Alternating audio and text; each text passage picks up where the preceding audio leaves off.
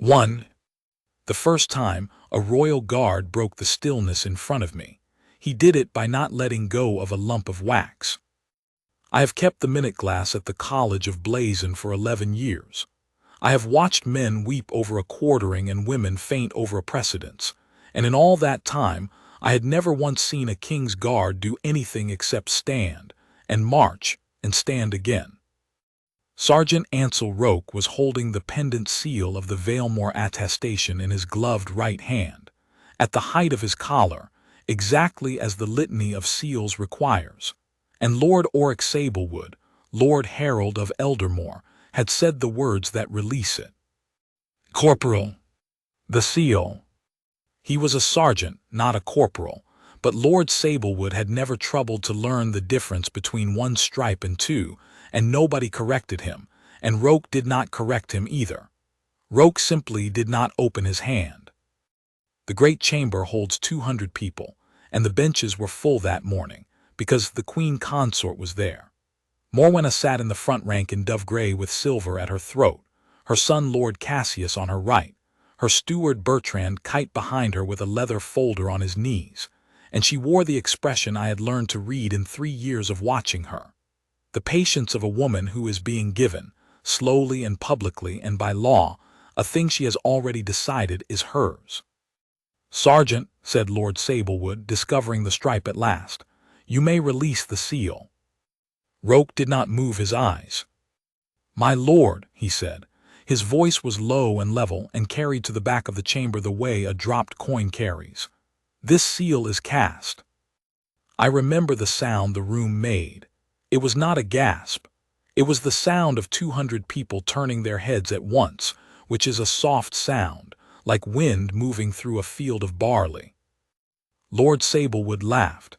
He had a laugh he kept for occasions when he wished to make a thing small. "It is sealed *, Sergeant. That is generally what a seal is." "It has no cord in it, my lord." "Sergeant Roake." "A true seal has a cord in its heart." Roake still had not looked away from the far wall. His arm had not dropped a hair's breadth. The silk lies inside the wax while the wax is soft and it is pressed, and when it cools the cord is buried. You can feel it under the thumb. He did not point. He did not need to. This one is smooth. The cord is * stuck on. It is glued to the back of a wax medal, and it will come away in my hand if I turn it, and I would rather not be the man who broke a document he was only carrying. Nobody breathed. I looked at the Queen Consort. She was still smiling. That was the moment she made her mistake, because a woman who is being told to her face that her blood is a forgery ought to look at least surprised. Lord Sablewood came down from the reading desk in a rustle of black. He took the seal from Roake's glove and held it up, and turned it in the windowlight with the air of a man performing an autopsy on an accusation. "Silk cord," he announced. "2 ends. Wax of the college, the great matrix of Blazon plainly impressed. I can read the treasure from here. It is sound." "Look at the rim, my lord." "I have looked at the rim. There is a seam on it. There is * age on it, Sergeant. There is 160 years on it." Sablewood turned to the benches, to the Queen Consort, and inclined his head with the small apologetic shrug that says, "Forgive us, madam, the furniture has opinions today. Take your post, Sergeant, and hold your tongue, or I shall have you taken off it." And Roake said, "Yes, my lord," and stepped back 1 pace and became a statue again, and let the man put the forgery back on the roll. That is what I learned about the guard that morning. They are not silent because they have nothing to say. They are silent because they have been taught what it costs to speak, and they pay it and go on standing. He was off the roster by the following week. Not dismissed, that would have made a noise. He was * transferred *. The night gate first, which is a punishment posting, and then the ash gate, which is not really a posting at all. An old iron gate in the eastern wall of the palace grounds that opens onto a lane that goes to a wood that goes nowhere. Nobody has come through the ash gate in 40 years. They put a sergeant of the king's guard on it with a rifle and a bearskin and 12 hours of nothing, and a conduct file was opened on him at the household office, and the man who signed the order was Bertrand Kite, and nobody thought that strange, because Kite signed a great many things. And the Vaelmoor Attestation lay in the silver roll, in the vault under the college, with its silk cord and its beautiful, beautiful seal. My name is Nell Ashcombe. I was under Herald of Eldermoor then, which meant that I ruled the lines and ground the ink, and carried the roll when it was too heavy for Lord Sablewood's dignity, and said nothing, ever, about anything. I want that written down plainly, because I do not want anybody reading this to imagine I was a brave woman. I was not. I was a clerk with a good hand and a bad conscience, and I went home that night to my 2 rooms over the stationer's, and I did not sleep, because I kept feeling a thumb pressing on a lump of wax that was not there. At 2 in the morning I got dressed, and walked back through the wet streets to the college, and let myself into the vault with the underkey I was not supposed to have, and unrolled the silver roll on the long table, and found the Vaelmoor Attestation where Lord Sablewood had put it back, and held its seal up against the lamp. There was a seam on it, a hairline ridge, running around the rim, from the top of the treasure down through the martlets and up the other side, so fine you could not see it in daylight, and so clear against a flame, that once you had seen it you could not unsee it. The line where 2 halves of a casting mold had met. I sat down on the vault steps and looked at that seam for a long time, and then I did something no under Herald of Eldermoor has ever done. I wrote a false line in the daybook. In Ashcombe, vault, 0220, lamp oil replenished. Then I put everything back and I locked the door and I walked out into the rain to find a gate that nobody uses. 2. The Ash Gate at dawn is a bad place. The wall is old and unrepaired and grown over with ivy, and the lane beyond it is a mud channel with wheel ruts from carts that stopped coming before I was born, and the wind comes off the wood and straight through the bars. Sergeant Ansel Roake was standing in the middle of it in full ceremonial order, scarlet tunic, brass buttons, tall black bearskin, white gloves, 4 metal ribbons, rifle at the shoulder, because that is the order of dress for a king's guard on a gate of the palace, and it does not say anywhere in the standing orders unless the gate is a joke asterisk. He did not look at me. Of course he did not look at me. Sergeant, I said, my name is Nell Ashcombe, I keep the roll. Nothing. I looked at the seal. Nothing. The rain came off the front peak of the bearskin in a thin gray rope. There is a seam, I said, around the rim, and I do not know what to do about it, and I have not slept, and I would be very grateful, Sergeant, if you would tell me whether I am mad. He said, without moving anything at all except his mouth, You're not mad, madam. How did you know? I held it. Lord Sablewood held it. Lord Sablewood held it for 6 seconds with his fingers, Roake said. I held it for 4 minutes with my hand, because that is what the litany is. You stand and you hold, and the herald names them, all down the roll. 1100 seals, madam, and I have carried it at 3 investitures. My thumb knows what a cord feels like under wax. This one was light and it was smooth, and there was nothing in its heart. I stood in the mud and stared at him. You told them. I told my captain the same evening. Captain Stone took it to the household office. The household office took it to Lord Sablewood, who is the authority on seals, and Lord Sablewood said the seal was sound. A pause, which it is not. And then they sent you here. Yes, madam. Sergeant, I said, why are you standing at attention? Nobody is coming. And he said, and I remember it because it was the first sentence he spoke that was not about wax. Because the day I stand easy on a gate nobody watches is the day I've agreed with them about what I'm worth. I went back to my rooms and I did not go to bed. I wrote out, in the good clean hand they train into us, the thing the Queen Consort was actually asking the realm to give her, because I had copied it out a dozen times and never once let myself read it. The petition of Morwenna, Queen Consort, born of the house of Corvane, praying that the College of Blazon do enter her in the silver roll as heir general of the house of Vaelmoor. Vaelmoor, a cadet branch of the royal house of Harrogate, struck out of the rolls in the ash winter 160 years ago when the last of them died childless, and their honors and lands reverted to the crown. An ash tree between two silver martlets, a ruined seat in the east with a chantry attached to it, and a dower of 11 farms and a river that had come, by the ordinary working of the law, to the late Queen Isolde, and from her to her children. If Morwenna of Corvane was heir general of Vaelmoor, she was not a woman who had married into the blood.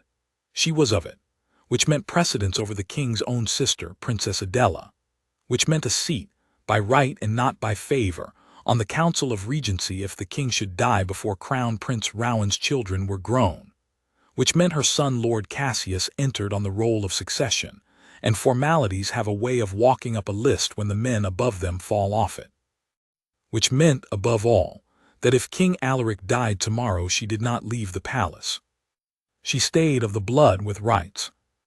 And it meant the Vaelmoor dower, 11 farms and a river, taken back out of Isolde's children's hands and put into hers, and I do not think even now that the money was the point. I think the money was the asterisk pleasure.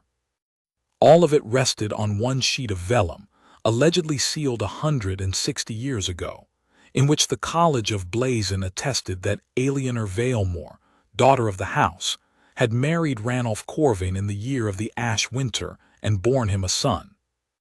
And it had been asterisk found. That was the part everybody had loved.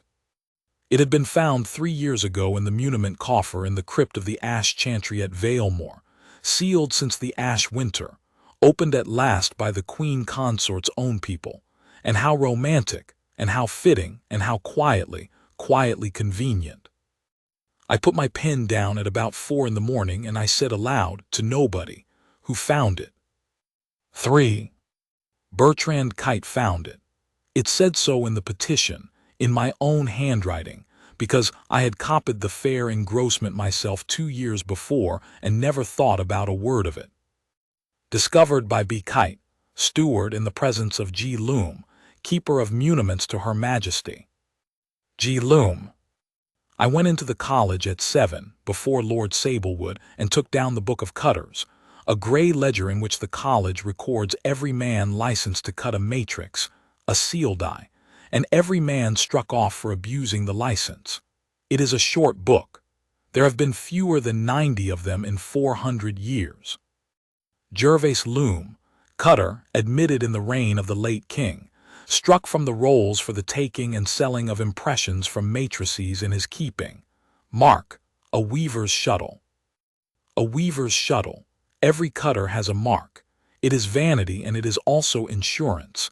It is how the college proves who made a thing. They cut it small in the ornament of the die where a layman would never look. I went down into the vault. I found the Vaelmoor Attestation, and unhooked the college's reading glass from its chain, and bent over the seal with the lamp at my shoulder and went round the treasure, rows by rows, the way you read a difficult hand slowly and out loud, and not caring how you look. Between the 3rd rows and the 4th, in the fine cross-hatching where the treasure meets the border, no larger than a grain of barley, there was a shuttle. It was not triumph. It was the feeling you get on a stair in the dark when there is one step fewer than you thought. The Queen Consort of Eldermoor had bought a seal die from a struck-off cutter and made him her keeper of muniments, and the man had signed his own forgery, out of pride, in a place he was certain no one would ever look, and I had just looked. And I was a clerk with an underkey, and if I said one word of it out loud in that building, I would be turned out of my post before noon, and the seal would go into a fire, and there would be no shuttle and no seam and no attestation. Only a very sad story about an under herald who went strange. So I did not say a word in that building. I put the roll away and did my work and ruled my lines, and at 6 o'clock I walked out to the ash gate in the rain with a shuttle burning a hole in my chest, and told a sergeant of the King's Guard who was not allowed to turn his head. He listened the whole way through without moving. Then he said, "Madam, I have to ask you something and you will not like it." "Ask." "Are you willing to lose your collar?" The rain came off the bearskin. "I don't know," I said. "That is an honest answer, Sergeant, and it is the only honest answer I have. Are you willing to lose yours?" "I've lost most of it already." "That is not what I asked." He was quiet for so long that a blackbird came down and hopped between us in the mud and went away again. "There's a thing in the Book of Precedents," Roake said at last, "called a challenge of blood. Any subject of Eldermoor, not a lord, not a herald, a asterisk subject, may stand up in the court of precedence when a pedigree is called for confirmation and say that the blood is false. They must say it to the king's face in open court, and they are given the interval of answer to prove it, and if they prove it, the pedigree is struck." He stopped. "And if they do not prove it?" "Then they're entered in the roll of false witness," he said, "and they forfeit everything they hold of the crown. For a soldier that is his commission, his stripe, his pension, and his name, and they are put out of the realm." "Put out?" "Exile, madam. It is an old law. It is old because it was written by people who understood that a man's blood is the one thing you cannot give him back after you have taken it, so they made it very expensive to accuse someone of not having any." The wind went through the ivy on the wall. "When is the confirmation?" I said. 8 weeks. "And you mean to do it?" "I mean to be right first," said Sergeant Ansel Roake. "Anybody can be brave in 8 weeks, madam. Being right takes longer. For here is what we had, and here is what we needed." And I set it down like this because it is how he set it down, on the back of a ration docket, with a pencil standing up at a gate in the rain. We had a seam and a shuttle. Both were on a document locked in a vault, and both required the court to look asterisk, and looking was in the gift of the Lord Herald, who had already declared the seal sound in front of 200 people. What we needed was the third thing. Roake called it the door. "A forged instrument is a lie about a fact," he said. "The seam says the seal is false. The shuttle says who made it. Neither of them says the asterisk finding is false. And the finding is the soft place, madam, because they had to invent it, and they had to invent it recently asterisk. The coffer in the crypt." "The coffer in the crypt of the ash chantry at Vaelmoor," Roake agreed. "Sealed since the ash winter and opened 3 years ago by Bertrand Kite." "You say that as though you know something about it." And for the first time since I had met him, Sergeant Roake's mouth did something that was almost a shape. "Madam," he said, "my grandfather had the keys." 5. The Roakes had been wardens of the ash chantry for 4 generations, which is a grand way of saying that when the house of Vaelmoor died out, the crown appointed a local family to keep the door shut and the tombs decent, and paid them 8 crowns a year, and then 4, and then nothing at all, and forgot. They kept it anyway.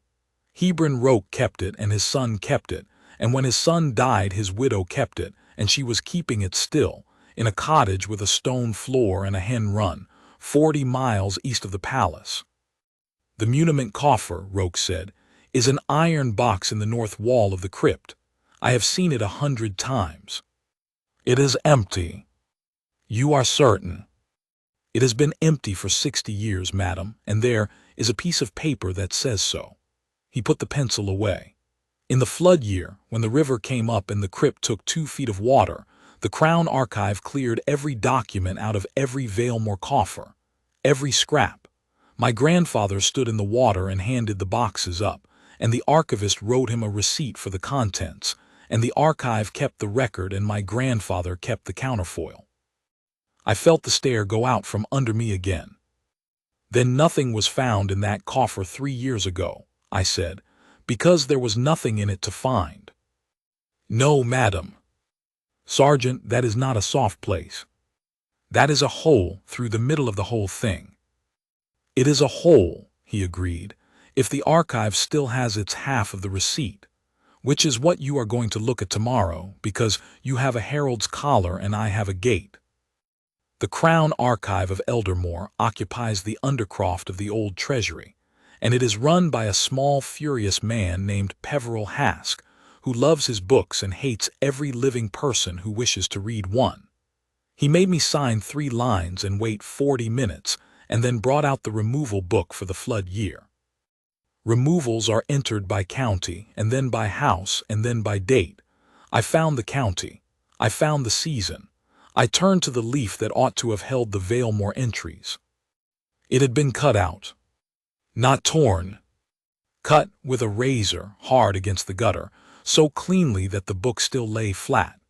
The stub was there if you looked into the spine, 1/8 of an inch of leaf, and on it the end of a word "more," and below it the tail of a signature that came down in a long, confident loop, the way the letter *K* comes down.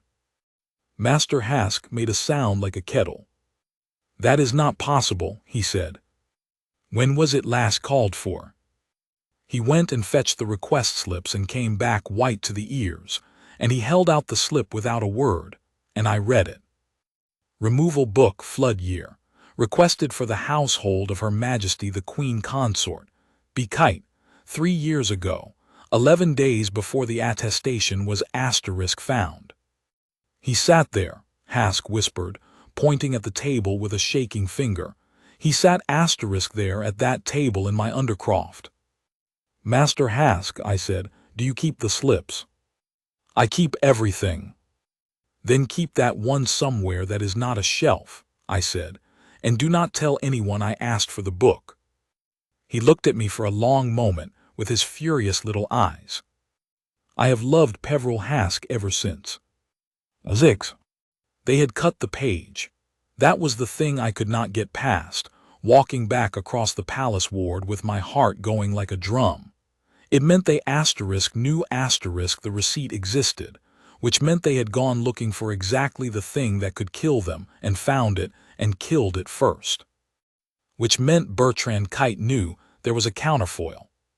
Which meant Bertrand Kite would be going to Vaelmoor. I did not go to the Ash Gate that evening. I hired a horse and discovered 4 miles out that I do not ride, and got down and led the animal and walked most of the night. And at 7 in the morning I came into a village where the church had an ash tree carved over the door, and asked a woman with a basket where I might find Mistress Roake. "Up the hill," she said, and past the ruin. The seat of the house of Vaelmoor is 4 walls and a chimney standing in a field of thistles with sheep in it. The chantry is the only whole thing left, a small gray chapel with an ash tree grown up through the corner of the churchyard, and a cottage against the south side, and hens. Morwenna Roake was 60-odd and built like a fence post, and had her son's exact stillness, which she used when she opened the door to look at me for 4 seconds without saying one word. "You're not from the Queen," she said.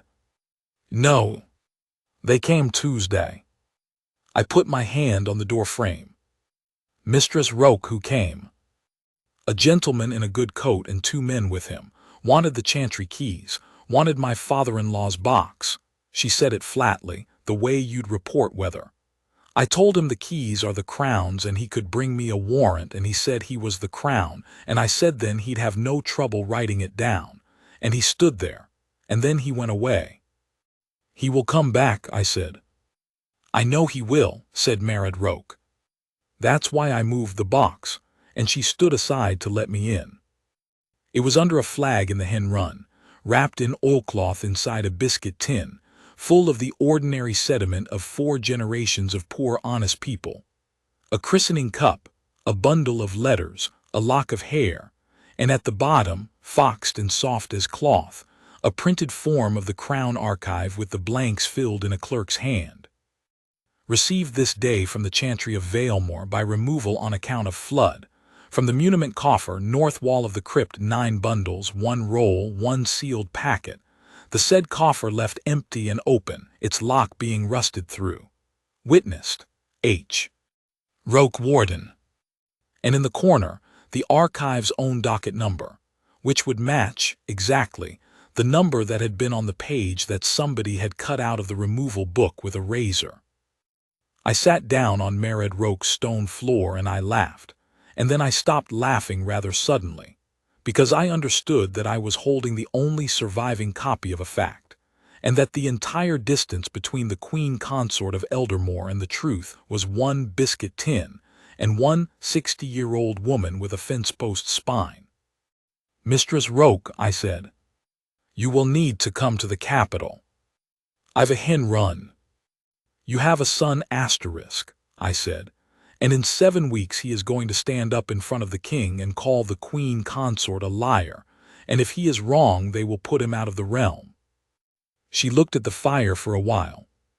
"He would," she said. "He's his grandfather all over. Hebron kept this roof on for nothing for 30 years and never once said it was hard." She got up and started taking things off the mantel and putting them in an apron, which I understood to be the whole of her packing. "Ansel wrote to me 2 months ago. He said, 'Mother, if anybody comes about the chantry, be civil and be slow.'" "He knew." "He always knows," said Morwenna Roake. "He just doesn't say. It's a very tiring quality in a son, and I expect it's an excellent one in a soldier." 7. We came back into the capital on the Thursday carrier's cart with the tin between us under a sack of turnips. And that is how the daughter of the house of Corvane's claim to the blood royal of Eldermoor came within 4 inches of a turnip. And I will not pretend it went well after that. When people tell this story now they tell it as though the seam and the shuttle and the receipt made it certain. And it was not certain, not for a single hour, and there was a fortnight in the middle of it when I was sure we had thrown our lives away for nothing. Roake would not let me take the tin to Lord Sablewood. "He has already said the seal is sound," he said. "A man will burn the realm before he unsays a thing in public." He would not let me take it to the household office. Kite signs the household's paper. "Then who?" "The Crown Prince," he said, "because he is the one who loses the Vaelmoor dower, and a man who is being robbed is a man who will look." Getting to Crown Prince Rowan took 11 days, 4 intercepted notes, and a piece of pure impudence. I put a folded paper into the silver roll's carrying case on a day I knew the roll was going up to the prince's study, and wrote on the outside, "The pendant seal of the Vaelmoor Attestation is cast and I can prove it. NASHCOMBE, under Herald." He sent for me at midnight. Crown Prince Rowan is a careful man. People mistake it for coldness. He read everything twice, the counterfoil, my notes on the seam, my drawing of the shuttle, the request slip, and then he said, "Where is the sergeant?" "On the Ashgate, sir. He has been on the Ashgate for 6 weeks. "In this weather," said the prince to himself, and something went across his face that I was glad not to be the cause of. "Bring him." Roake came off duty at 8 and stood in the Crown Prince's study in a wet tunic, dripping quietly on a very good carpet, and told it exactly as he had told me. The litany, the 1100 seals, the thumb, the cord. And Rowan listened with his hand over his mouth, and said, "Sergeant, do you understand that if you are wrong, I cannot save you?" "Yes, sir." "And if you are right," said the prince, "I am not certain I can save you either. Do you understand asterisk that?" "Yes, sir," said Roake. "That's the same thing from where I stand." Rowan took it to the king the next morning. I was not there. I have it from Princess Adela, who was, and who told me long afterwards exactly how it went, and it went the way these things always go, which is to say it went into a wall. King Alaric heard his son out. He looked at the drawing of the shuttle. He asked one question, which was, "Who says the seal is false?" "A sergeant of the guard, sir." "And the under herald?" "And who says it is sound?" "The Lord Herald of Eldermoor."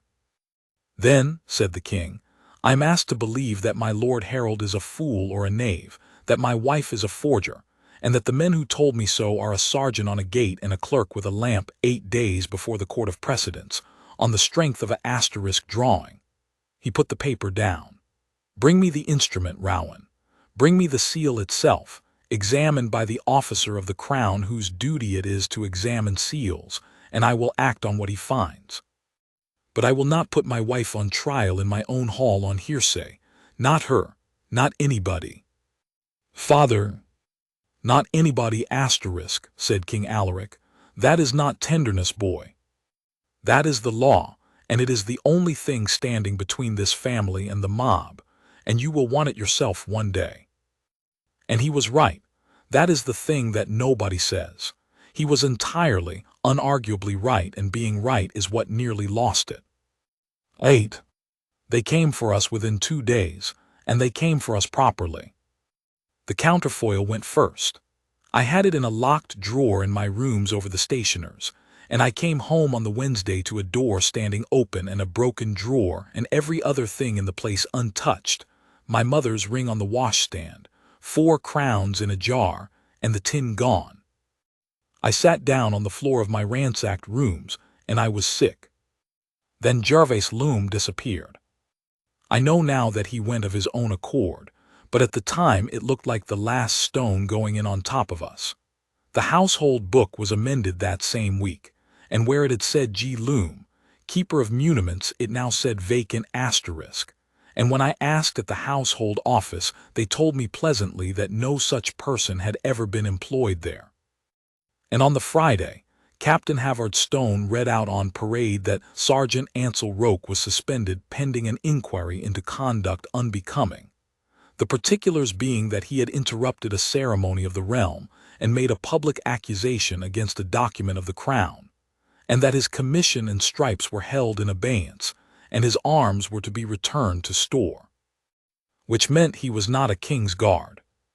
Which meant that in 6 days, when the court of precedence sat and the Lord Herald called for objection, there would be no sergeant of the guard in that hall to make one. It was very neatly done. Bertrand Kite was the cleverest enemy I have ever had. He did not try to kill us or frighten us.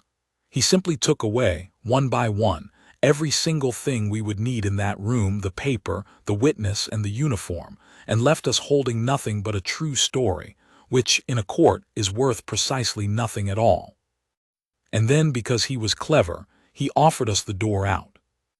Lord Oric Sablewood sent for me on the Sunday. He was very kind.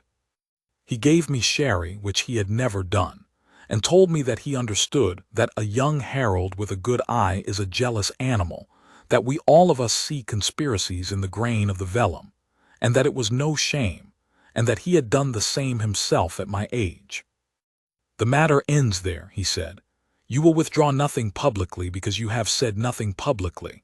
You will simply be quiet *, and in the spring, when Under Herald Fenn retires, I will put your name forward for Herald of the Silver Roll, and you will have the vault and the litany and the whole of the thing you love. He smiled at me over his glass. And your sergeant will have his stripes back within the week, and a posting to the gate of honor, and his conduct file will go in the fire. I looked at the sherry. And the attestation is a document of the crown, said Lord Sablewood, with a sound seal.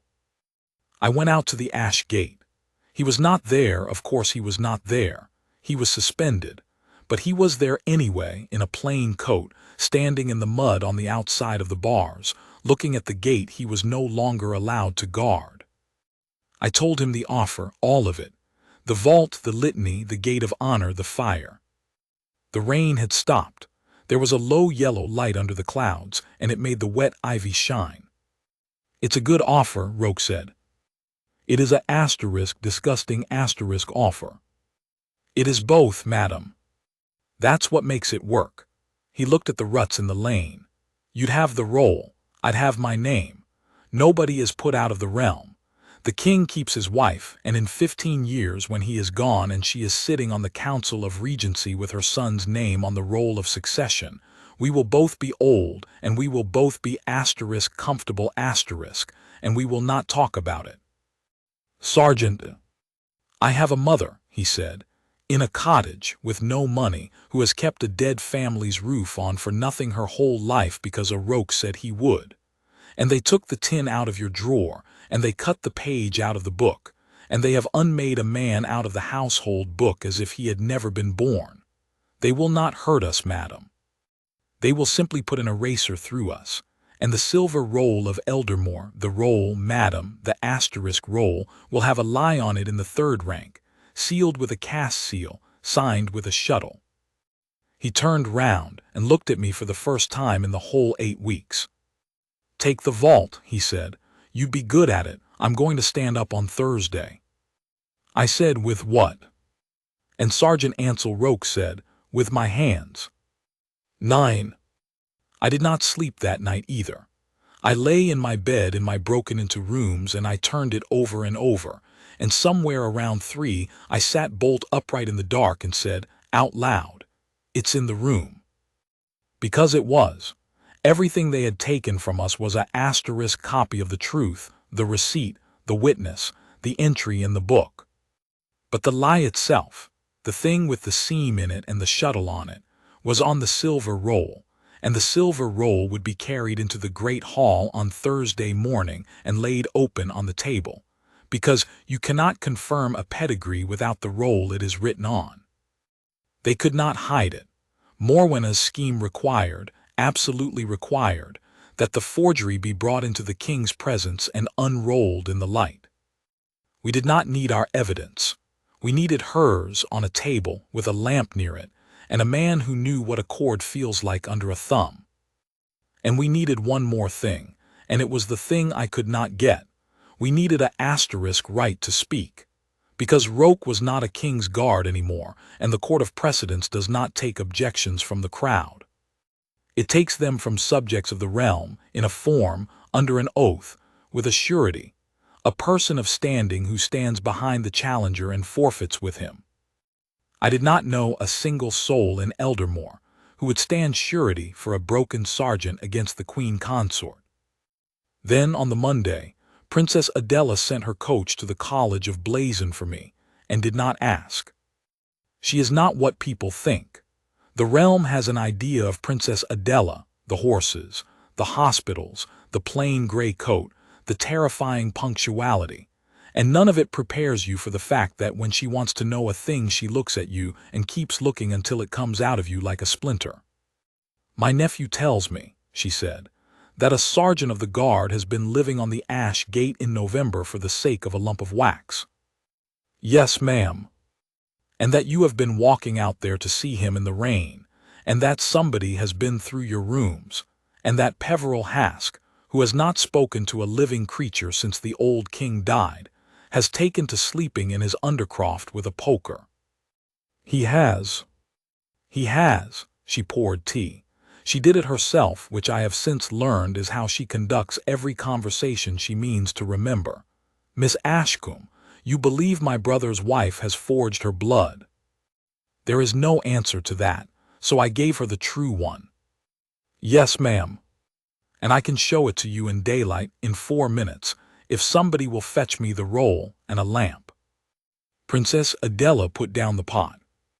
I am going to tell you a thing, she said, and if you repeat it I shall deny it with my whole chest. 3 years ago, when this attestation was found I did not believe a word of it either, not because of any seam, because of the timing asterisk. Isolde had been dead 19 months. The dower was passing to Rowan's children. And within a year of the settlement, 160 years of silence at Vaelmoor coughs up a marriage that gives my brother's wife the whole of it, and a seat at the council besides. I said so to Alaric, and he asked me for one particle of proof, and I had none. I had only my nose, and a woman's nose is not evidence, and he was quite right, and I have had to live with it and watch her walk in front of me into dinner. Ma'am, I said, there is a shuttle on that seal. Yes, said Princess Adela. Rowan showed me your drawing. I have looked at it every night for a fortnight. She set her cup down and folded her hands, and I saw, quite distinctly, that they were not steady. What do you need? A surety, I said, for the challenge of blood. And she said, then you have one, and reached for the bell pull and rang it, and it was done in about the time it takes to say so, and I sat there in her drawing room and discovered that I had been holding my breath off and on for 8 weeks. 10. She did more than that, and none of it was showy, and all of it was the difference between a brave gesture and a one case. She had Ansel Roake moved into a room in her own household, with a woman of her staff sleeping across the door, because, as she put it, he will spend Wednesday night trying to persuade an old woman that her son will hang. He tried on the Tuesday. Ansel Roake told him through the door that she had raised 4 children and buried 2 and put a roof on a dead man's church for 30 years, and that he could take himself off, and he did. She sent to Peveril Hask for the removal book with the cut leaf in it, and had it carried to the great hall under her own seal, so that on Thursday morning the asterisk stub of that razored page would be lying on the table in front of the king. She could not put the receipt in his hands. She could put the hole where it had been. And she set 6 of her people to find Gervase Loom. They did not find him. The cleverest hunt in the realm went out for 4 days and came back with nothing but a story from a coaching inn at Thorn Cross about a small gray gentleman with ink-stained hands who had gone west on the Wednesday coach, and had left behind, under his chair, a leather roll of engraver's tools with 11 gravers in it, and a space where the 12th should be.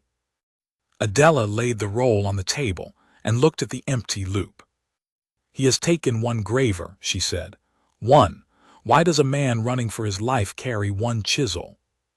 "Because it is his," said Roake from the door, where he had been standing at attention out of habit for a quarter of an hour without anybody noticing. "A cutter's own graver is like a man's rifle. You don't leave it. He's not running west, ma'am. He's circling. To us eventually, not out of goodness, out of arithmetic. He is the only man alive who can be hanged for this, and the moment the thing is proved without him, he becomes the only person the Queen Consort can hand to the court in her place." He paused. "But not on Thursday. Men like that arrive when it is safe, and Thursday will not be safe." "Then we do it without him." "Yes, ma'am, we were always going to." 11. Here is what the court of precedence is, so that you understand what he walked into. It is not a trial. Nobody is accused of anything. It is the oldest and most placid ceremony in the calendar of the realm, a morning of dust and Latin in which the College of Blazon presents to the Crown the amendments made to the silver roll, and the Crown confirms them, and everybody goes to luncheon. Confirmation is the last stitch. Once a pedigree is confirmed, it is not merely written down. It is asterisk true, true in law, true beyond appeal, and there is no power in Eldermoor that can unpick it afterwards except an act of the whole assembled realm, which has been done twice in 400 years. That is why they were doing it, not for the ceremony, for the asterisk stitch asterisk. And that is why the challenge of blood exists at all, and why its price is so obscene, because it is the last door in the last wall, and the men who built it wanted to be sure that only somebody who was either certain or mad would ever come through it. I did not sleep on the Wednesday. I went down to the vault at 6 in the evening, lawfully in front of 2 witnesses, and drew the silver roll for the morning's ceremony, and came to the Vaelmoor Attestation and looked at the scene by lamplight for the last time. I had begun in the last week to be genuinely afraid that I had imagined it, that I would look on the morning and find honest wax and destroy a good man with my eyes. It was still there, hairline round the rim, through the treasure and down. I closed the case and sealed it with the college's ribbon and signed the docket, and Lord Orrick Sablewood watched me from the top of the vault stairs with his hands folded on his stomach, and neither of us said anything at all. Then I went out through the arch into the palace ward, and I saw the Queen Consort. She was crossing the ward from the chapel with 2 ladies and Lady Verena, and Lord Cassius trailing behind them, and she was laughing, not cruelly. That is the thing I did not expect and could not use and have never forgotten. She was laughing at something her daughter had said, easily and warmly, with her head back. A woman of 50 in a black cloak crossing a wet courtyard at dusk with her children round her, and for about 2 seconds, no more, but it was 2 whole seconds, I could not remember what I was doing. Then she saw me. She did not stop walking. She did not stop smiling. She simply turned her head as she went past, 6 feet away, and looked at me with the calm, unhurried attention of a woman reading a list, and I understood that she knew exactly who I was, and exactly what I had been doing for 8 weeks, and exactly how little she thought it mattered. And then she was gone under the arch, and I stood there in the wet with my heart slamming, and I thought, she is not afraid of us. She was not. That is the whole answer to the question everybody asks about that Thursday. How could she possibly have let it get that far? And the answer is not stupidity. She had paid for a Lord Herald's opinion, and it was on the record. She had cut the page. She had taken the tin. She had unmade the cutter. She had broken the sergeant and bought the clerk, and there was not one scrap of paper left between herself and the third rank of the silver roll. She had done everything right.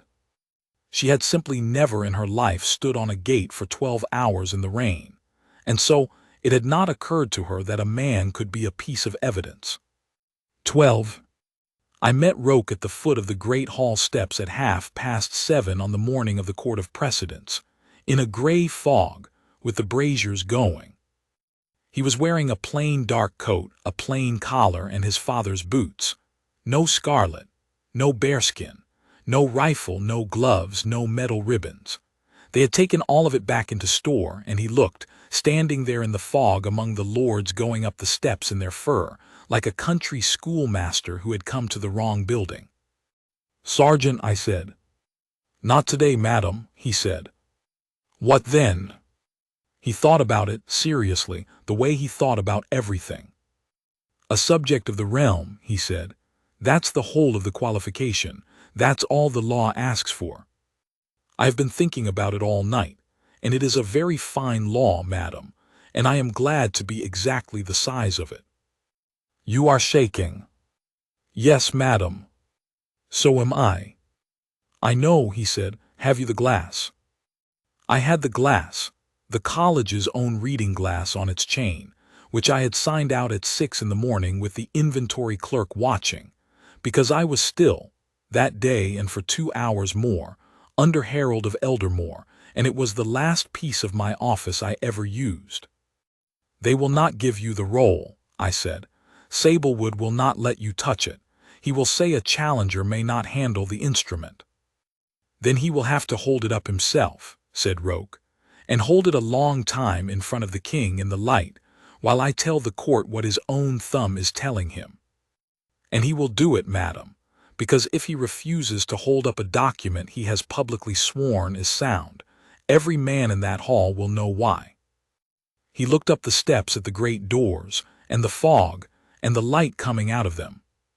"They think the danger is what I'll say," he said. "It isn't. The danger is what they have to do while I say it." Then he went up the steps, and I went in by the herald's door with the silver roll of Eldermoor in a case in my arms, and we did not speak again until it was over. 13. The great hall of Harrogate on a court of precedence morning is a cold, bright, boring room full of the most powerful people in the realm being politely miserable. The king sits on the dais, not on the throne of state but on the plainer chair beside it, because precedence is a matter of law and not of majesty. Crown Prince Rowan sat on his right and Princess Adela on his left. The benches held the peerage of Eldermoor, the judges of the assize in their scarlet, the household in black, and on the front bench beneath the dais, in white and silver, with her son and her daughter beside her and Bertrand Kite behind her, the Queen Consort. The silver roll was laid open on the long table in the center of the floor, on its 4 brass weights, with the chancery clock ticking on the wall above it. That clock has a pendulum you can hear in the back row. Heralds are trained to it. We time the interval of answer by it, and we count in our heads without meaning to, the way a sailor counts the swell. Remember the clock. Everything after this is measured on it. Lord Orrick Sablewood read for 2 hours and 11 minutes. Quarterings, remainders, the extinction of the barony of Culland, and the hall dozed and coughed, and shifted, and the king's eyes went to the window twice, and I stood behind the reading desk with the college's reading glass in my sleeve and my heart going so hard I was certain the front bench could hear it. At 22 minutes past 11, he came to it. "The attestation of Vaelmoor," said Lord Sablewood, and the hall woke up all at once with a rustle you could feel on your skin. "Entered in the silver roll in the third rank. Whereby it is attested by this college that Alienor, daughter of the house of Vaelmoor, was married in the year of the ash winter to Ranulf, of the house of Corvane, and bore to him a son. And that from that son is descended Morwenna of Corvane, queen consort of this realm, who is therefore heir general of the house of Vaelmoor, and of the blood of Harrowgate." He laid his hand flat on the vellum. "The instrument is here before the court, sealed with the great matrix of blazon and countersealed with the privy seal of Vaelmoor, and has been examined by me, and is sound." He lifted his head. "Does any subject of Eldermoor challenge this blood?" He said it the way you say anyone for the last of the fish, without hearing himself. That question has been asked in the great hall 400 times, and answered twice in 400 years. And a man in a plain dark coat stood up in the fourth row from the back, at the aisle, and said, "I do." I have never heard a room do what that room did. 240 people turned round at once. The queen consort did not turn round. I was watching her, and she did not move her head 1 inch. She looked straight ahead at the roll, and her chin came up a little, and that was all. "Name yourself," said Lord Sablewood, in a voice that had gone thin. "Ansel Roake." "Your quality?" "A subject of the realm." "That," said Sablewood, "is not a quality." "It is the only one the law asks for," said Roake, "my lord." And King Alaric said from the dais quietly, "It is." That was the first thing the king said, and the hall heard it, and I saw Bertrand Kite's hand tighten on his folder. "Have you a surety?" said Sablewood. "I have." "Who stands surety for this man?" Princess Adela stood up on the dais in her gray coat. "I do," she said. It went round that hall like a stone through a window. Lord Sablewood took hold of the edge of the reading desk. On the front bench, for the first time, Morwenna of Corvane turned her head and looked up at her husband's sister, and I saw her face, and there was nothing in it at all, and that nothing was the most frightening thing I saw that day. "Then the challenge of blood is laid," said the king. "Read him the price." Sablewood read it out of the book of precedents in a voice like a man reading his own name off a gravestone. If the challenge failed, the challenger forfeited all that he held of the crown, commission, rank, pension, and the king's peace, and was entered in the roll of false witness, and was put out of the realm, and the surety forfeited with him. "Ansel Roake," said the king, "do you hear the price?" "I do, sir." "Do you accept it?" "I do, sir."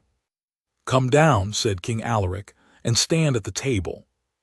14. He came down the aisle. Nobody breathed. He stopped at the long table with the silver roll open on it, and stood at attention out of 30 years of habit, in a schoolmaster's coat, in front of the King of Eldermoor. "You have the interval of answer," said Sablewood, and his voice cracked on it, and he cleared his throat and said it again. "You have the interval of answer. Say what you have to say." "My lord, I ask for 3 things." "You are not in a position to ask."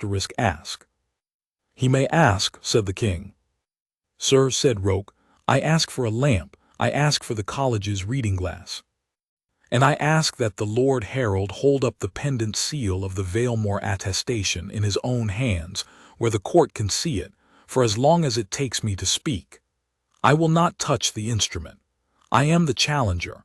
The law does not permit me to handle it, and I do not ask to." There was a silence. "Fetch a lamp," said King Alaric. They brought a lamp from the side table, a plain brass reading lamp with a glass chimney, the sort that stands in every clerk's room in the realm, and set it on the table beside the roll, and lit it, and its little flame stood up perfectly straight in that cold, still, enormous hall, and I thought, the whole realm is about to turn on a lamp worth 9 crowns. I came out from behind the reading desk, and laid the reading glass on the table and stepped back. And Lord Orrick Sablewood, who had told 200 people in the great chamber that the seal was sound, and told the king it was sound, had to walk round the table in front of the entire peerage of the realm and pick it up. He could not refuse. That was the trap, and Roake had built it 8 weeks before on the back of a ration docket. A man who will not hold up a seal he has sworn is genuine has told the room everything without saying a word. He picked it up. He held it out at the length of his arm, between finger and thumb, at the height of his own shoulder, in front of the lamp. And the pendulum of the chancery clock came over. I counted. I did not decide to count.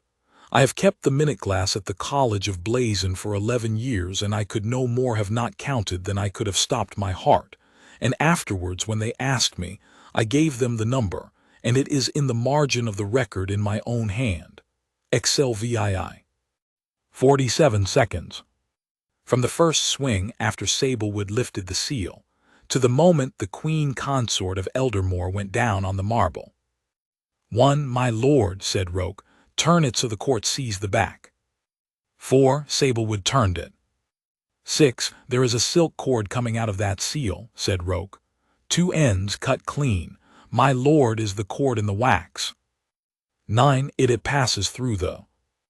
11, pinch it, my lord, between your fingers, where the cord meets the wax. Tell the court what you feel. 14, Sablewood pinched it, and everybody in that hall watched a 60-year-old man's face change. 16. A true seal, said Roake to the room, not to him, is made by passing the cord through the parchment and laying it in the soft wax, and pressing the matrix down on it, so that when the wax cools the cord lies buried in the heart of it. You can feel it under your thumb. It is a ridge. It is lumpy asterisk, sir. That is the plain word, and it runs from one side of the seal to the other under the surface. I have held the seals of the silver roll at 3 investitures. 1,100 seals, 3 times over. Every one of them has a cord in its heart. 22. That one has not. That cord is glued to the back of a wax medal. It has no channel. And if the Lord Herald pulls it, gently, my lord, gently, it is evidence. It will come away in his hand. 25. Sablewood did not pull it. He did not have to. His hand had begun to shake, and the seal swung on its cord, and the whole hall saw it swing wrong, light, loose, the way a thing swings when it has no weight in it. 28. Now hold it against the lamp, my lord, edge on, turn it slowly. 31. He held it against the lamp. He turned it, and the flame came through the wax at the rim of that seal and lit up, for every soul in the great hall of Harrogate who was near enough to see, a fine bright hairline running all the way around it, from the top of the treasure down through the martlets and up the other side. 34. That is a mold seam, said Roake. That is where 2 halves of a casting mold met. A pressed seal cannot have one. A asterisk cast seal cannot be without one. He did not raise his voice. He had not raised it once. That seal was not sealed, sir. It was poured. 36. And that was when I moved, because it was my part, and we had rehearsed it in a hen run and in the rain at a gate nobody uses. And I picked up the college's reading glass, and I held it out to Lord Sablewood, and I said, as steadily as I could, my lord, in the treasure, between the 3rd rose and the 4th. 39. He took the glass. He did not want to. He took it because 240 people were watching him, and there was nothing else in the world he could do with his hand, and he bent over the seal in the lamplight, and he looked at the place I had told him to look. 42. And Lord Orrick Sablewood, Lord Herald of Eldermoor, keeper of the silver roll, made a small sound that I have never been able to describe and have never forgotten. 43. Name it, my lord, said Roake. 44. It is a mark, said Sablewood. 45. What mark? 46. A shuttle. He said it to the seal, not to the court. His voice had gone. A weaver's shuttle. It is the cutter's mark of Gervase loom. who was struck from the rolls of this college for the taking and selling of impressions, in the reign of the late king. 47. Who, said Roake, until 11 days ago, was entered in the household book of this palace as keeper of muniments to Her Majesty the Queen Consort. And Morwenna of Corvane came off the front bench and went down on her knees on the marble floor of the great hall. 15. I want to be very careful here, because it is the part that is told wrongly everywhere. She did not faint, she did not weep, not then, she did not cry out. She got up from that bench in a silence you could have stood a coin on, and walked 4 paces out into the open floor, and went down onto both knees in front of the dais, not gracefully. She went down hard asterisk, and the sound of it went up into the roof, and she put her hands out towards the chair where her husband was sitting. Alaric. The king did not move. Alaric listened to me. Madam, said Lord Sablewood from somewhere in a voice like a man drowning, the court has not. Be silent, said the king. He had not raised his voice either. Nobody in that family ever raises their voice. It is the most frightening thing about them. Go on, madam. And she went on. I stood 4 feet from her and heard every word, and I am going to write them down, because people have made her into a monster, and a monster would have been easier. I did not know, she said. I did not know, I did not know. Kite brought it to me. Kite and the little man, they told me it was found. They told me it had been in the coffer since the ash winter, and I believed them, Alaric.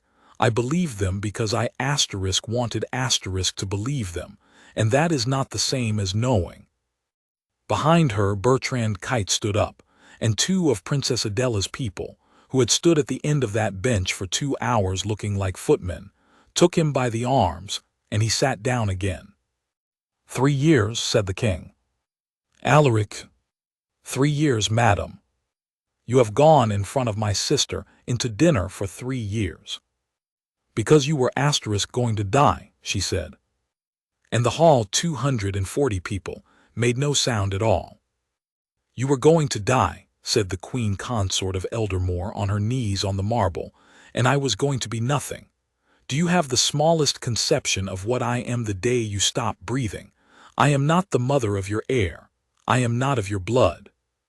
I am a Corvane. I am a guest asterisk. I would have been out of this palace in a fortnight with a pension and a house in the country and 30 years to sit in it. And Rowan would have been kind to me. And Adela would have been polite to me. And I would have watched Isolde's children take the Vaelmoor dower and had to write and thank them for the use of the river. So you forged a grandmother, said Princess Adela. Morwenna turned her head and looked up at her, and for one moment, the thing that had been under all of it for 3 years came up into her face. You have never once, she said, in your life had to ask. No, said Adela, I have not. And when I die they will strike my name off the roll, and the roll will be true madam, which is the only thing any of us actually own. Morwenna turned back to the king and put her hands on the edge of the dais, and it was then, and only then, that she began to plead in the way that people mean when they say she pleaded quickly, badly, without dignity, saying 6 things at once. The attestation could be withdrawn. The petition could be withdrawn. She would go into the country tonight of her own accord. The boy, Cassius, had known nothing, put it on her, put it all on her, but not on him. She would sign anything they liked. She had served the realm for 19 years, 19 years of hospitals and ribbons and standing in the rain, and did that not weigh anything against 1 sheet of vellum? And then she stopped, and she turned round on her knees in front of the peerage of Eldermoor, and looked at the man in the plain dark coat standing at the table. Sergeant, she said. The great hall did not breathe. Sergeant, I know what they did to you, the gate, the file. That was Kite. I never gave the order. I did not know your name. Her voice went up. You can stop this. 1 word. Say the seal is doubtful. Say you were mistaken. Say you cannot be sure. You have your stripes back in an hour, and your mother has her chantry, and the crown will endow it. I will endow it, I will." "Madam," said Ansel Roake. And that was all he said for a moment, and it went through that hall like cold water, because he said it the way a king's guard says it to a woman who has stopped in front of his post to ask him a question he is not permitted to answer. Level, courteous, and entirely immovable. "Madam, you are pleading to the wrong man," he said. "I have no power here. I cannot pardon you, and I cannot condemn you. I am not the court. I am not the king." He looked for 1 second only at the lamp. "I only counted the threads." 16. King Alaric stood up. He was 68 years old, and he had been on that dais since 9:15, and he came down the 2 steps onto the floor of his own hall, and he stopped in front of his wife, who was on her knees, and he did not touch her. "Madam," he said, "get up." She did not. "Get up," said the king, and his voice cracked straight across the middle, and I saw the crown prince close his eyes. "You will not do that on my floor. Whatever else you have done, you will not do that." 2 of her ladies came and got her onto her feet. She stood swaying between them in white and silver, and she did not look at anybody. And King Alaric of Eldermoor turned round and faced the peerage of his realm, and gave his judgment standing on the marble, without a paper in his hand. And it was the shortest speech of his reign, and I can give it to you word for word. The attestation of Vaelmoor is a false instrument. It is struck from the silver roll. It is not burned. It is kept entered in the roll of false instruments, and it will be produced in evidence. And after that it will lie in the vault of the college for as long as this kingdom stands, so that no one may ever say afterwards that we imagined it. The petition of Morwenna of Corvane is denied.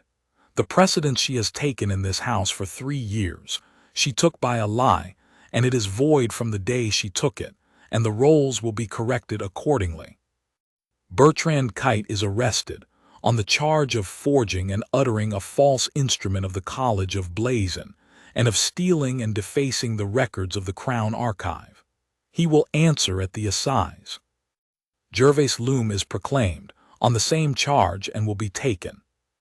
And the Queen Consort, he said the words as though they were made of glass, will answer at the assize also in her own person, before the judges of this realm and not before her husband. She will not be tried in this hall. She will not be tried by me. She will have counsel, and she will have every hour and every protection the law gives to the meanest subject in Eldermoor. And if any man in this room shortens that by so much as a single day, I will have his name. He stopped. The hall was absolutely silent. "The challenge of blood is proved," said King Alaric. "The challenger is acquitted of it, and the surety with him." And then he stood there for a moment, in the middle of the floor of his own hall, an old man in a black coat, and he said not loudly, to nobody in particular, 1100 seals, 3 times over. And he went out. 17. Gervais Loom came in 9 days later. He walked into the porter's lodge of the college at 7 in the morning, a small gray man with ink in the cracks of his hands, and laid a graver on the counter, worn down to nothing at the tip, with a horn handle polished by 40 years of one man's palm, and said, "My name is Gervais Loom, and I cut that die, and I am tired, and I should like to sit down." He testified at the assize for 2 days. He was not a wicked man. That was the hardest thing to sit and watch. He was a frightened, vain, ruined old craftsman who had been struck off the rolls 30 years before for selling impressions to a coin dealer, and had been found in a garret in Belro by Bertrand Kite, who had offered him a house, a title, and the words "keeper of muniments" on the door of a room with a fire in it. He told the court how it was done.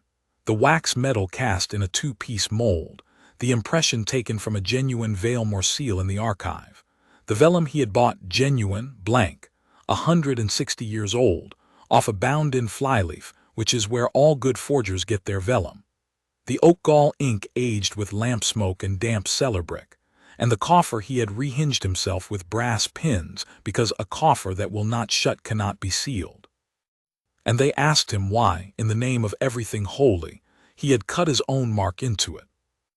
And Gervase Loom looked at the judges and said, "Because it was the best work of my life, sir, and nobody was ever going to know it was mine." And then they asked him the question everybody in the realm was waiting for. Did the Queen Consort know? He said yes. He said she came to the room with the fire in it twice in the first winter, that she stood behind him and watched him work, and asked him one question, which was not is it convincing and was not will it hold, but how long does it need to have been in that box? The court asked him what he had answered. 160 years, madam, said Gervase Loom, and I did what I could. 18. She was convicted at the Michaelmas Assize of procuring and uttering a false instrument. She did not stand trial in a cell or in chains. She came to the court every day in a plain dark coat with 2 officers of the crown, and on the last day she stood up and said, in a small clear voice, that she would not waste the court's time denying what 100 people had seen with their own eyes, that she had wanted a thing she was not entitled to, that she had told herself for 3 years that a document nobody would ever question was not really a lie, and that she was ashamed. She was stripped of the precedence, the honors, and the dower she had claimed by the attestation. Her title of Queen Consort was placed in abeyance by act, which is the driest and most terrible sentence in the law of Eldermoor. It means that the realm does not take your name away, it simply stops using it. She was removed from the palace to a house at Corvane, under the restraint of the crown, and forbidden the court. And she was granted a pension of 400 crowns a year, because the law of Eldermoor does not punish beyond its sentence, and the king signed the warrant himself, and I am told, by a footman, and I choose to believe it, that he signed it in one stroke and then sat with his hand over his eyes for some time. Lord Cassius of Corvane was not charged, because he had done nothing, and Princess Adela said so in the council in language that ended the discussion inside a minute. He asked to be allowed to serve, and they sent him to the Frontier Commission at Belro, where the work is hard and honest and there are no ribbons, and he has never once used the name Vaelmoor, and he never will. Bertrand Kite got 11 years. And Lord Oric Sablewood resigned the office of Lord Herald the same evening, in a letter of 2 lines, and left the capital, and I never saw him again. He was not bought. He was a vain, comfortable, unserious man who had been given the keeping of the truest book in the kingdom, and when a working soldier told him, in public, that he had missed something, the only thing in the world he could not bear was to look and find out that it was so. Which is a thing that could happen to any of us, and that is exactly why the standing order exists now, and it is the part of this story that will outlive every single person in it. 19. They restored Sergeant Ansel Roake to his rank and his commission with a year's back pay on the Monday, and burned his conduct file in the yard of the household office in front of the whole company, which is not in any regulation, but which Captain Havard Stone did anyway. Then Crown Prince Rowan offered him things. He offered him a captaincy. He offered him the Gate of Honor. He offered him the newly created office of Keeper of the Silver Roll, with a salary, a house in the college precinct, and the custody of the roll for life. And Sergeant Roake said, "Sir, I should like to go back to a gate." The prince, I am told, put his hand over his face and laughed. "Which gate?" "The Ash Gate, sir." "Sergeant, nobody has come through the Ash Gate in 40 years. "No, sir," said Roake. "But somebody put a man on it anyway, all that time, every day, and I find I do not want to be the one who stops." So the king made a standing order instead, and it has the force of law in the household of Harrowgate, and it will still be read out on the day the last of us is dust. That at every litany of seals, the seals of the silver roll shall be borne and held in the hand by a king's guard. That if any guard, holding a seal, shall say to the Lord Herald that the seal is false, the Lord Herald shall examine it in his own hands, with a lamp and a glass, upon that day in the presence of the court, and shall give his reasons in writing, and that no guard shall suffer in his rank, his post, or his pay for having said so. They call it Roake's order. He hates that. He says it is the king's order and he only stood there, which is exactly the kind of thing he says. 20. I was made herald of the silver roll in the spring, and I have kept it ever since, and I have never once let anybody read the litany without holding the seals up to a lamp first, and my under-heralds think I am a lunatic, and I let them. The last official act of that whole business was mine, and I did it alone, in the vault, on an ordinary Tuesday, with the weights on the corners of the roll and a lamp at my shoulder. I unhooked the Vaelmoor Attestation from the third rank, and I carried it into the roll of false instruments and entered it there, with the date, and the finding of the court, and the name of the man who cut the die. Then I went back to the silver roll, to the empty place in the third rank where 160 years of borrowed blood had been, and I ruled a line under it, and I wrote the entry that stands there now. Struck by challenge in open court in the presence of the king, the pendant seal cast not sealed, the cord glued, the mold seam entire, the cutter's mark a shuttle in the treasure.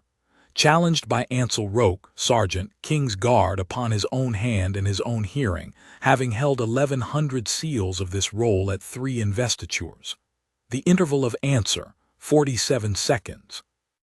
I have been asked a great many times why I put the seconds in. It was not to be clever.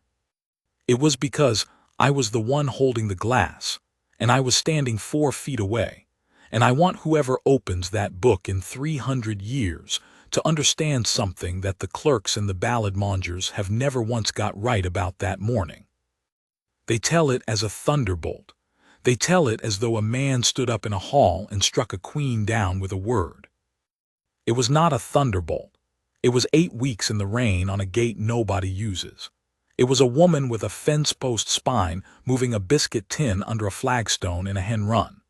It was a furious little archivist sleeping in his undercroft with a poker across his knees. It was a princess who had been right for 3 years with nothing to show for it, and had the patience to wait until somebody handed her a shuttle. It was a king who would not put his own wife on trial in his own hall on hearsay, because if he had, the thing would have been thrown out and she would have won. It took 8 weeks and everything anybody had. The 47 seconds were just the part where it finally showed. 21. I walk out to the Ash Gate about once a month. It is not far if the weather is decent, and I have got used to the mud. The lane is mended now. The king ordered it, and the wood beyond it has a proper ride cut through it, and now and then a cart actually comes through, which Roake reports to me with immense satisfaction, as though he had personally arranged the traffic of the realm. The chantry at Vaelmoor has its roof. The crown re-endowed it the same year, and Mistress Morwenna Roake was appointed warden with a salary of 40 crowns and a stove, which she says is 36 crowns and 1 stove more than anybody has ever given her, and she keeps the tombs of a dead house that never once thanked her family in 4 generations, and when I asked her why, she looked at me the way her son looks at people and said, "Because they're still in there, love. Somebody has to know their names." And the Vaelmoor dower, 11 farms and a river, went back where the law had always meant it to go, to the late Queen Isolde's children, and after them to theirs. He is still a sergeant. He will die a sergeant, I think, on purpose. He stands there in the scarlet tunic and the bearskin and the white gloves with his rifle at his shoulder, 12 hours a day, at a gate that leads to a wood, and he does not move, and if you did not know him, you would take him for exactly what the Queen Consort of Eldermoor took him for, which is furniture that can hold a weapon. I asked him once, the winter after, when we had known each other a year and I had earned the right, whether he had been afraid, that morning, standing at the table with the price read out over his head. "Every second," he said. "You didn't look it." "No, madam." "Then how," I said, "does anybody ever *know? And Sergeant Ansel Roake thought about it for a long while. The way he thinks about everything, with the rain coming off the peak of his bearskin in a thin gray rope. And then he said the truest thing I have ever been told, and I have written it in the front of my daybook, where I can see it when I open the roll. They put us on gates, madam, and they tell us not to move, and they think that's the whole of the job. It isn't. Standing still is only what it looks asterisk-like. He shifted the rifle a half-inch on his shoulder, which for him is practically shouting. A man who isn't allowed to move, he said, has got nothing left to do but look. And then he went back to looking at a lane that nobody uses in the rain at the far edge of the Kingdom of Eldermoor. And I walked home to the vault and unlocked the silver roll and held every seal in it up to the lamp, one after another, the way I do now and the way we always will.